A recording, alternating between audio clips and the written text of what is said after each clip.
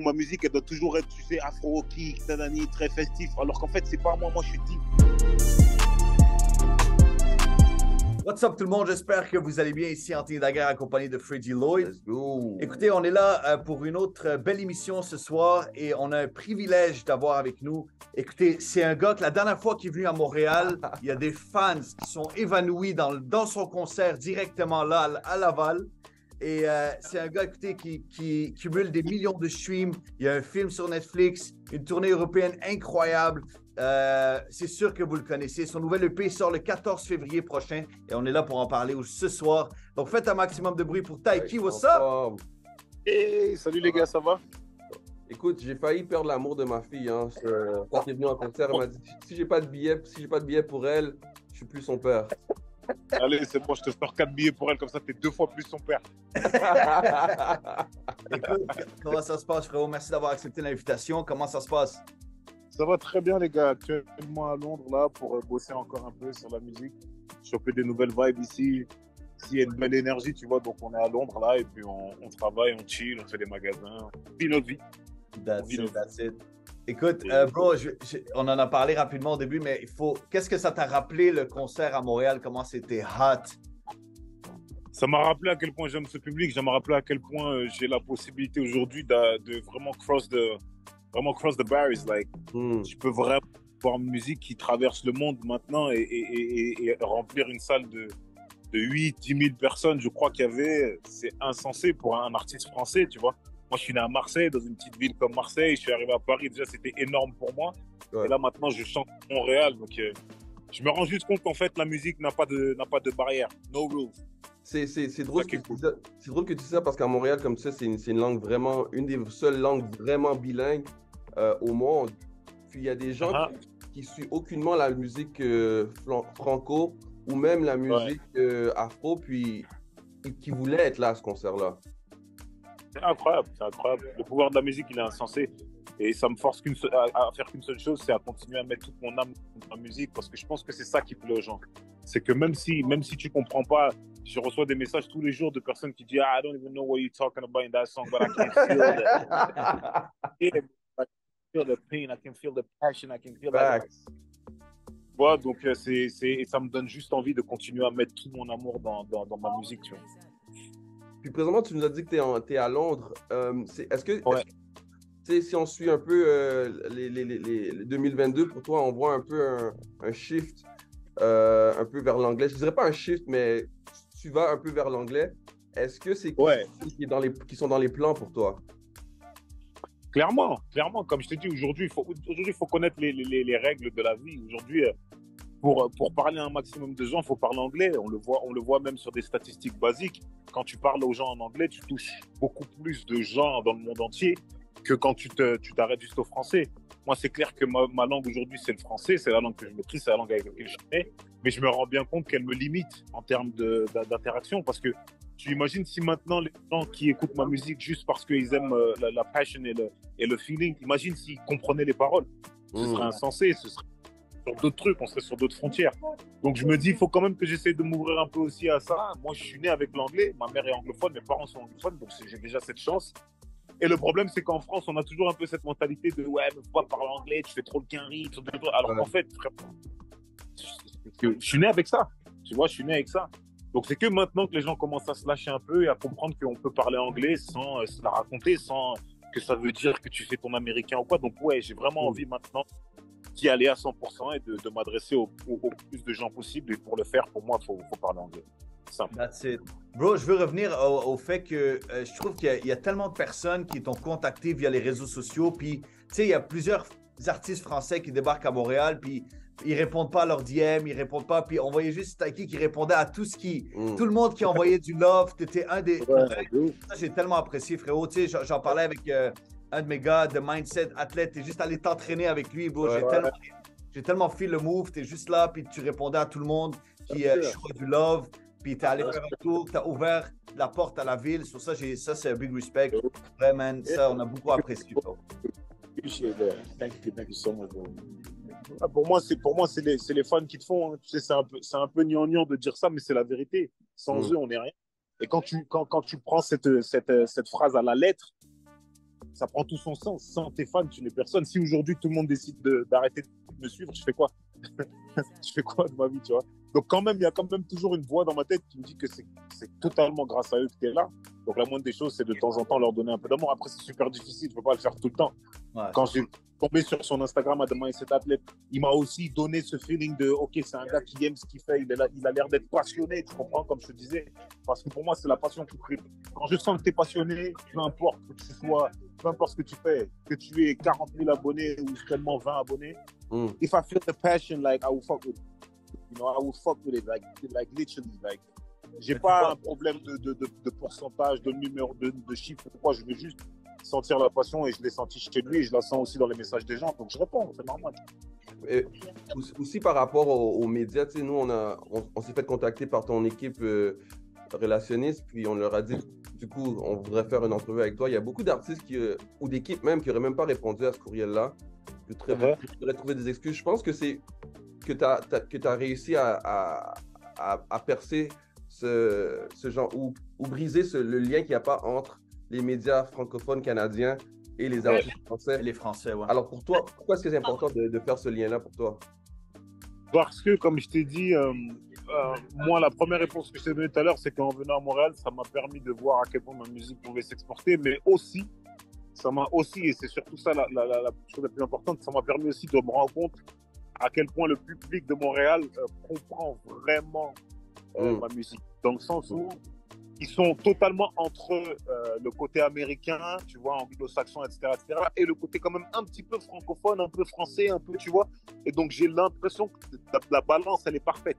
Ouais. La balance, elle est parfaite entre ma musique, mon territoire et celui de Montréal, tu vois. Donc, j'ai vraiment envie, pour moi, j'ai vraiment envie de vraiment être un pilier genre de la musique là-bas, m'adresser le plus possible aux gens là-bas et remplir des salles comme personne ne l'a fait, tu vois. Donc pour moi, ça doit passer par les médias, ça doit passer par des collaborations, ça doit passer par des mindset athlètes, ça doit passer par plein de choses, tu vois. C'est tous ces trucs-là qui font que je me dis non, il faut considérer cet endroit parce que c'est un endroit puissant. Voilà. Avant de passer à de parler de ton nouvel EP, juste faire un petit retour dans le passé, N'y pense plus. En 2020, c'est vraiment là que je t'ai découvert comme artiste. La raison pour laquelle je t'ai découvert, c'est que beaucoup de femmes dédicaçaient cette chanson-là à leur ex. Alors, c'est quoi l'inspiration derrière cette chanson? Tu parles de laquelle, mon frérot? N'y pense plus. Ah, n'y pense plus. En fait, n'y pense plus. Je suis dans mon canapé. Je me rappelle, on est en plein confinement. Je suis dans mon canapé et j'entends ma sœur, en fait, qui est au téléphone avec... Ma sœur habite en Allemagne maintenant et elle vient chez moi de temps en temps. Donc, quand elle vient en France, elle dort chez nous. Et donc, je l'entends dans les couloirs de ma maison. Elle est au téléphone, elle est en train de dire à une amie à elle mais vas-y, arrête de te casser la tête, passe à autre chose. And I'm not even... Je ne sais même pas de quoi est-ce qu'elle parle. Je ne sais pas si elle parle de love, si elle parle de words. What is she talking about right now? But I'm just listening to her like saying, just forget about it. Like, you know, avance, continue ta vie, nanana. Et en même temps, il y a Joro de Wizkid qui passe à la télé, Joro, tu vois. Et donc là, et les accords de Joro, ils sont assez similaires à ceux de c'est vrai. Et je commence à chanter un truc genre ne pense plus à lui, tu vois. Je commence à fredonner, donc ne pense plus à lui. Et ça colle parfaitement sur les accords de Joro. Je vais au studio, j'appelle Nyadjiko, je vais au studio et on pose. The key of this track is the Imi. C'est ma mère qui m'a envoyé ce mot parce que je lui ai demandé de m'envoyer des mots qui voulaient dire justement passe à autre chose, avance, fais ta vie. Et elle m'a donné une série de mots et celui qui collait le mieux c'était Imi qui veut dire donc oublie, qui veut dire oublie. En gros, voilà, c'est ce qui fait qu'aujourd'hui le titre il est là où il est. Je pense que c'est grâce au Imi, tu vois, qu'il a. Ça a fonctionné, on peut dire. Ça l'a hit. Je donnais une grosse sasse à ma mère, ça me casse la tête. Frérot, j'ai juste rapidement, est-ce que tu as eu la chance, toi, de rencontrer des artistes de Montréal, un peu du monde de la ville, où tu as écouté des chansons d'ici, ou il faut qu'on fasse... J'ai pu écouter un petit peu, on était avec ce qui est bien, c'est que quand je viens à Montréal, on a un groupe de chauffeurs qui sont des jeunes gars, qui sont devenus... comment ça s'appelle encore? Ah ouais. Les autonomes. On les connaît, J'oublie leur nom, mais oui. Des bons gars, nous, on les aime vraiment beaucoup. Ils sont très sérieux, très efficaces. Et moi, je suis friand de ça. Je suis friand l'efficacité, l'optimisation, etc. Donc, on a vraiment plugué avec eux et on a vraiment signé avec eux un contrat que dès qu'on est ici, c'est eux qui s'occupent de nous, tu vois. Nice. Donc, ils ont beaucoup fait découvrir des titres. Je ne me rappellerai plus des titres ni des artistes, mais à chaque fois qu'on est dans la voiture, je demande à chaque fois à écouter. Et à chaque fois que je suis dans un pays, je demande vraiment toujours à ce que le chauffeur, le driver ou something, ils mettent la radio d'ici pour voir quel style de musique passe, etc. Tu vois. Un exemple tout bête, par exemple, quand je suis arrivé à New York, c'est something else, but quand je suis arrivé à New York, j'ai entendu qu'en fait, il passait du Anderson .Paak à la radio et j'ai compris en fait pourquoi la musique là-bas, elle est si riche en fait, tu comprends? Parce qu'en fait, à la radio, c'est-à-dire tu mets ta radio bêtement et tu peux entendre du Anderson .Paak. C'est incroyable, tu vois. Donc ouais, on a écouté des fois des titres de là-bas, mais je pourrais pas te dire quel artiste, etc. Tu vois. On s'occupe de ça la prochaine fois. Allez, c'est bon. Frérot, live, je sais que tu as calculé ta shot, tout était prévu. Tu reviens pour la Saint-Valentin avec un nouveau projet, justement, Room 96, où on retrouve 8 titres. Écoute, on peut littéralement le prince de l'Afro-Love qui revient justement avec un EP, un peu le style soul, vibe, R&B. Tu peux nous parler un peu de ce projet? C'était une reprise de Trône, entre guillemets, ce projet. C'est une reprise de Trône. On vient remettre les pendules à l'heure. Cette année 2022, elle a été, je vais dire un mot qui est assez contradictoire, mais elle a été malheureusement très riche. Pourquoi? Parce que j'étais très présent, mais pas forcément pour que les bonnes, les bonnes choses déjà, et surtout, j'ai pas toujours visé à la tête. Tu vois, j'ai pas toujours fait des headshots. Ça veut dire qu'on a sorti beaucoup de titres qui ont pas forcément beaucoup marché, voilà, tu vois, donc on s'est un petit peu, entre guillemets, pas égaré, mais on a un peu tiré un peu dans l'eau et mis un peu des coups d'épée dans l'eau cette année. Même si on a été très présent, on a collaboré avec plein d'artistes, etc., j'ai le sentiment qu'il fallait que je revienne avec quelque chose de vraiment taille, tu vois, de vraiment moi, comment j'ai commencé 2018, 2019. Et pour moi, rien de mieux que de retourner à la source de ma musique même pour se faire, tu vois. Donc, à la base, c'était vraiment un truc de, OK, bon, je reviens, je nettoie vraiment tout et je reviens vraiment avec ma musique sans aucune rule, sans aucune règle, sans aucune parce que le fait aussi d'avoir fait N'y pense plus, le temps, tout ça, ça me met dans un truc où ma musique, elle doit toujours être, tu sais, afro-kick, très festif. Alors qu'en fait, c'est pas moi, je suis deep. Vraiment, ma musique à la base. Donc, je me suis dit, écoute, j'en ai rien à foutre. Je fais vraiment la musique que je veux faire. Je sais pas si vous m'entendez, ça a bugué. Ouais, on t'entend. C'est bon. Ouais, je veux vraiment faire la musique que je veux faire, du deepness, du riche musicalement. Et pour moi, il fallait envoyer un projet. Donc, pour moi, c'est un parfait moyen de revenir et de re-signer avec mon public qui date depuis le début. Mais est-ce que tu sens que, par exemple, comme tu as nommé N'y pense plus, ou bien ce genre de track ou ce BPM-là, c'est pas vraiment toi? Est-ce que tu sens que tu n'étais pas toi-même quand tu le faisais? Ou c'était une partie de c'est une autre facette de moi. J'ai entre guillemets, j'ai deux facettes, moi. J'ai la facette très deep, comme je t'ai dit, et j'ai aussi la facette un peu plus catchy, un peu plus mainstream, un peu plus truc. Et Dieu merci, je sais faire les deux. Donc, je me dis, écoute, par exemple, hier soir, j'ai fait un titre, pour moi, honnêtement, prétention aucune, c'est un titre Coca-Cola World Cup. Tu vois, il est World Cup, il est Coca-Cola. Mais après ça, ce matin, j'ai fait un titre, c'est du Brent Faiyaz, c'est du Bryson Tyler. Tu vois, donc en fait, je suis chelou. Moi, j'ai vraiment, il y a deux personnes en moi, c'est incroyable. Et le fait d'avoir fait N'y pense plus, qui m'a fait tomber dans quelque chose de très catchy, de très, not commercial, but like, you know, mainstream, like easy, it's easy to, tu vois. Bah, j'ai continué avec ça après, avec Le Temps, quand j'ai sorti Le Temps, et puis j'ai continué encore avec Dodo. Et aujourd'hui, c'est ce qui fait aujourd'hui que je suis là où je suis. C'est pas mon côté deep qui m'a amené là où je suis, tu vois. C'est vraiment les N'y pense plus, les Dodo, tout ça. Donc il faut quand même que je continue avec ça parce que c'est de la musique qui me fait réussir et c'est de la musique que j'aime faire aussi.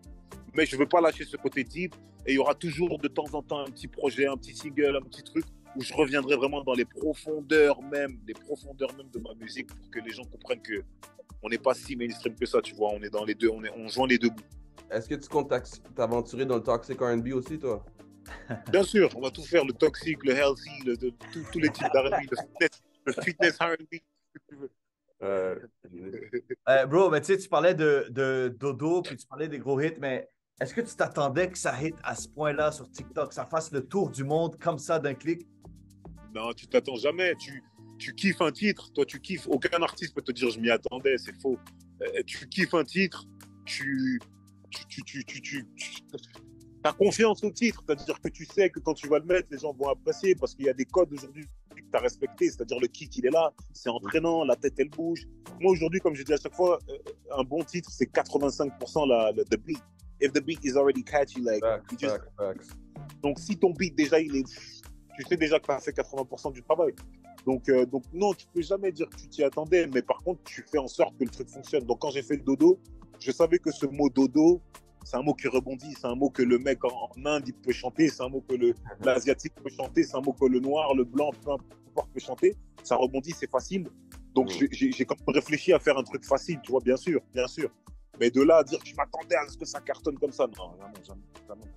Bro, toute la saison passée, dans tous les mariages, ça terminait avec du dodo, ça terminait avec du steak. L'album au complet. C'est l'album au complet qui dropait dans le mariage. C'était le bordel.